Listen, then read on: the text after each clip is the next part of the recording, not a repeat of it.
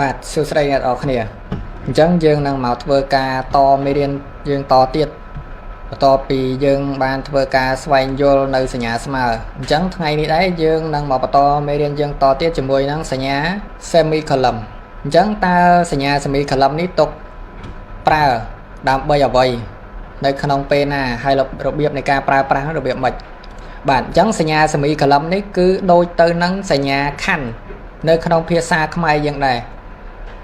នៅពេលដែលអ្នកទាំងអស់គ្នាទៅសេកូដឧទាហរណ៍ថាអ្នកទាំងអស់គ្នាទៅសេដូចជាការបង្កើត variable បង្កើត statement ណាមួយ statement ហ្នឹងខ្ញុំនឹងឧទាហរណ៍ឲ្យអ្នកទាំងអស់គ្នាយល់ថាតើ statement ហ្នឹងវាជាអ្វីឬមួយក៏អ្នកទាំងអស់គ្នាបង្កើត operation ណាមួយអញ្ចឹងអ្នកទាំងអស់គ្នាត្រូវប្រើសញ្ញា semicolon នេះដើម្បីបិទប្រាប់កូដយើងថាតើ function របស់យើងហ្នឹងឬមួយក៏ operation យើងហ្នឹងចប់នៅបាទអញ្ចឹងនេះគឺជាអ្វីអ្នកនរគ្នាត្រូវចងចាំបើសិនជាអ្នកនរគ្នាទៅចាប់ផ្ដើមសេកូដដំបូងសញ្ញា semicolon ជាទូទៅវាតែងតែស្ថិតនៅពីក្រោយ variable ឧទាហរណ៍អ្នកនរគ្នាបង្កើត int ឬមួយក៏ variable string ឬមួយក៏ variable double អញ្ចឹងអ្នកនរគ្នាត្រូវតែបិទសញ្ញា semicolon នៅពីក្រោយអញ្ចឹងយើងទៅមើលឧទាហរណ៍នៅកូដទាំងអស់គ្នាបាទអញ្ចឹងគឺខ្ញុំមានឧទាហរណ៍ឲ្យអ្នកនរគ្នាមើលអញ្ចឹងខ្ញុំបានបង្កើត variable ចំនួន4ដែលប្រភេទវាហ្នឹងខុសៗគ្នាដោយ variable int សម្រាប់ store លេខ variable string សម្រាប់ store string អក្សរអញ្ចឹងសម្រាប់ variable នេះយើងនឹងតទៅមេរៀនយើងខាងមុខទៀតដែលខ្ញុំនឹងធ្វើការបញ្យល់អ្នកនរគ្នាអញ្ចឹងអានេះអ្នកនរគ្នាមើលគ្រាន់តែមកយល់ថាតើsemicolon នេះយើងប្រើនៅពេលណាបាទអញ្ចឹង semicolon នេះគឺយើងប្រើនៅពីក្រោយគឺយើងប្រើបិទនៅពីក្រោយ variable ដែលយើងបានបង្កើតរួចហើយបញ្ចូលទិន្នន័យឲ្យវាហើយអញ្ចឹងយើងបិទសញ្ញា semicolon នេះបាទអញ្ចឹងសូមអ្នកនរគ្នាមើលអញ្ចឹងខ្ញុំមាន variable int នេះមួយដែលខ្ញុំដាក់ឈ្មោះឲ្យវា x ស្មើនឹង23បាទអញ្ចឹងក្រោយពេលដែលខ្ញុំទៅសេត្រូវរូបមន្តនៃការបង្កើត variable ហើយដោយមានឈ្មោះ variable របស់យើង int ឈ្មោះបន្តមកទៀតសញ្ញាស្មើបានន័យថាយើងរុញទិន្នន័យឲ្យ variable x របស់យើងនេះស្មើនឹង25បាទអញ្ចឹងយើងតទៀតអញ្ចឹងមកដល់ variable string នេះដូចគ្នាអញ្ចឹងខ្ញុំបានធ្វើការបង្កើត variable នេះត្រូវតាមរូបមន្តរបស់គេដោយយើងទៅសេឈ្មោះយើងហៅឈ្មោះ string នេះអញ្ចឹង string តំណាងឲ្យ variable របស់យើងជាអក្សរទុកបង្ហាញទុកអីហ្នឹងអ្នកនរគ្នាឈ្មោះ y ស្មើនឹង semicolon បាទហើយបន្តមកទៀតខ្ញុំបិទសញ្ញា semicolon ឃើញទេអញ្ចឹងគ្រប់ variable ទាំងអស់ក្រោយពេលដែលយើងបង្កើតហើយដាក់ឈ្មោះដាក់តម្លៃឲ្យហើយយើងត្រូវបិទសញ្ញា semicolon នេះនៅពីក្រោយដើម្បីបញ្ចប់ថាដើម្បីប្រាប់កូដយើងថាអញ្ចឹង variable យើងនេះយើងបង្កើតឲ្យវាស្មើនឹង x ស្មើនឹង23នេះគឺចប់ហើយអត់មានអីតទៀតទេអញ្ចឹងយើងបិទសញ្ញា semicolon ដូចសញ្ញាខណ្ឌយ៉ាងណាបងប្អូនអញ្ចឹងយើងតមកទៀតអញ្ចឹងដល់ variable string ម្ដង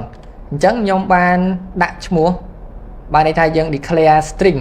ឬមួយក៏បង្កើតហ្នឹងអ្នកនរគ្នាបង្កើត string ដែលមានឈ្មោះថា y ស្មើនឹង semicolon យើងបើកបិទសញ្ញា double quote ហើយបិទសញ្ញា semicolon បាទដូចគ្នានេះដែរអញ្ចឹង variable bool នេះដូចគ្នាខ្ញុំដាក់ឈ្មោះឲ្យវាថា is open ស្មើនឹង false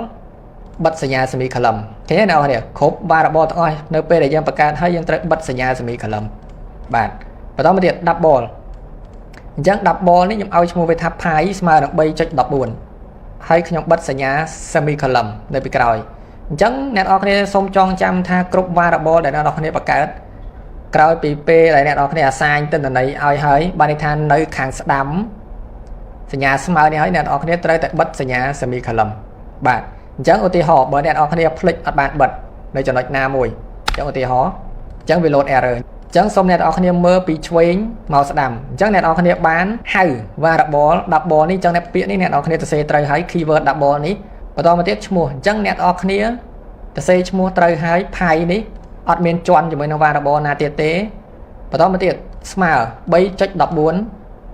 បន្តមកទៀតអ្នកនរគ្នារកឃើញថាអត់បានបិទសញ្ញា semicolon អញ្ចឹងអ្នកនរគ្នាធ្វើការបិទមកបាទអញ្ចឹងយើងឈានចូលដល់សញ្ញា single line comment បាទអញ្ចឹងតើសញ្ញា single line comment នេះយើងប្រើដើម្បីអ្វីអញ្ចឹងសញ្ញា single line comment នេះគឺយើងប្រើដើម្បី mark ឬមួយក៏ភាសាខ្មែរយើងគេហៅថាបិទកូដរបស់យើងហ្នឹង มันเอาដំណើរការអញ្ចឹងសួរថាក្នុងករណីណាខ្លះដែលអ្នកនរគ្នាត្រូវការបិទមិនឲ្យកូដអ្នកនរគ្នាដំណើរការករណីទី1គឺអ្នកនរគ្នាចង់សរសេរជា note ឬមួយក៏សរសេរជាចំណាំថាឥឡូវកូដអ្នកនរគ្នាមក block នឹងមក statement នឹងអ្នកនរគ្នាទុកធ្វើអីអញ្ចឹងអ្នកនរគ្នាប្រើសញ្ញា single line comment នេះដើម្បីសរសេរ note នៅលើកូដរបស់អ្នកនរគ្នានឹងត្រង់ចំណុច statement ហ្នឹង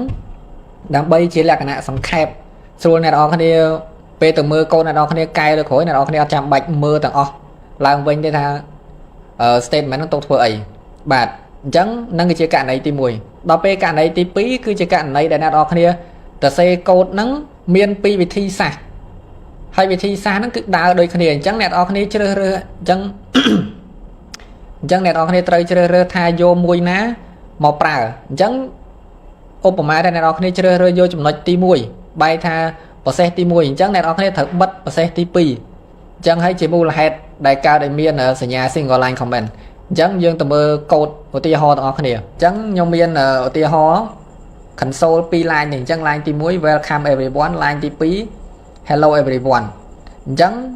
ខ្ញុំរ៉ាន់សិនបាទអញ្ចឹងអ្នកនរគ្នាឃើញអញ្ចឹងវាព្រានមក2 line នេះអូខេ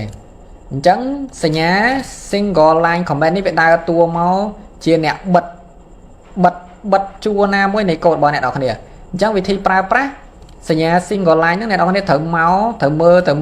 លជួររបស់កូដអ្នកនរគ្នាហ្នឹងមកជួរហ្នឹងសិនតើមកជួរហ្នឹងវាចាប់ផ្ដើមពីចំណុចណាចប់ចំណុចណាអញ្ចឹងកាលណាអ្នកនរគ្នារកឃើញពីចំណុចចាប់ផ្ដើមវាហើយដូច console អញ្ចឹងវាចាប់ផ្ដើមពីអក្សរ C នេះមកអញ្ចឹងកន្លែងអ្នកនរគ្នាដាក់សញ្ញា single line comment ហ្នឹងគឺនៅពីខាងឆ្វេងបំផុត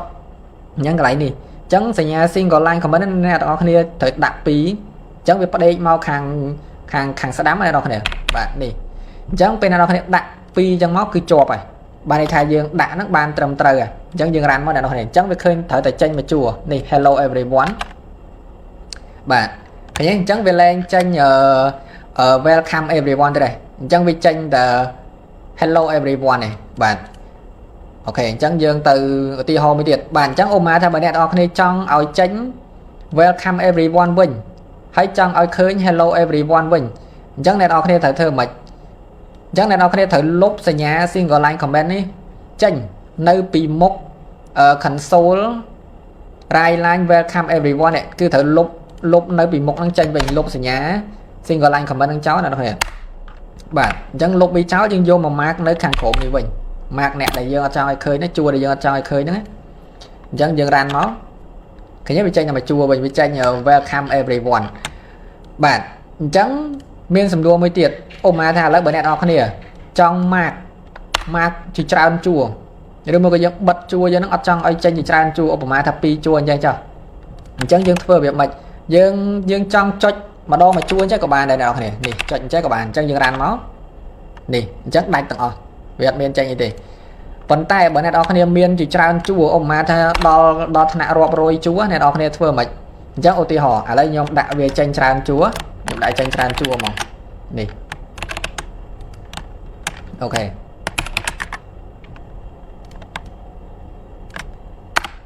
នេះអ្នកនរគ្នាអញ្ចឹងវាចេញច្រើនជួរនេះអញ្ចឹងអ្នកនរគ្នាត្រូវរកចំណុចដែលអ្នកនរគ្នាចង់ចាប់ផ្ដើមបិទជាមុនសិនអញ្ចឹងឧបមាថាខ្ញុំចង់បិទពីលើនេះមកដល់ក្រោមអញ្ចឹងអ្នកនរគ្នាត្រូវចុចលើជួរហ្នឹងកន្លែងណាក៏បានដែរឥឡូវឧបមាខ្ញុំដាក់ម៉ៅនៅនេះចុះអូខេដាក់ម៉ៅនៅហ្នឹងហើយអ្នកនរគ្នាអស់មកដល់បញ្ចប់ហ្នឹងមកហើយអ្នកនរគ្នាចុច control ឲ្យជាប់ K C បាទអញ្ចឹងបិទនេះអញ្ចឹង shortcut ទី1អ្នកនរគ្នាត្រូវចុច control K C បាទអញ្ចឹងឥឡូវខ្ញុំចុចម្ដងទៀតនេះខ្ញុំដាក់ម៉ៅនៅលើ line ដែលខ្ញុំចង់ចាប់ផ្ដើមបិទហ្នឹងដាក់មកខ្ញុំអស់មកដល់ក្រោមមកយើងចុច control K C បាទអានេះ shortcut ទី1អញ្ចឹងយើងចូលមកកាន់ shortcut ទី2អញ្ចឹង shortcut ទី2គឺយើង mark ដូចគ្នាដល់គ្នាយើងដាក់ម៉ៅនៅពីលើហ្នឹងមកយើងចុចពីលើហ្នឹងមកយើងអស់មកដល់ក្រោមដូចគ្នាមកយើងចុច control backslash អ្នកនរគ្នាបាទអញ្ចឹងខ្ញុំសូមបើកមុខកញ្ចក់បន្តិចមុនយើងបន្តទៅទៀតអញ្ចឹងសញ្ញាហ្នឹងវាមានឈ្មោះរបស់វាអ្នកនរគ្នាជាភាសាអង់គ្លេសអញ្ចឹងបើសិនជាសញ្ញាហ្នឹងវាផ្អៀងមកខាងស្ដាំដូចនេះវាផ្អៀងចេះ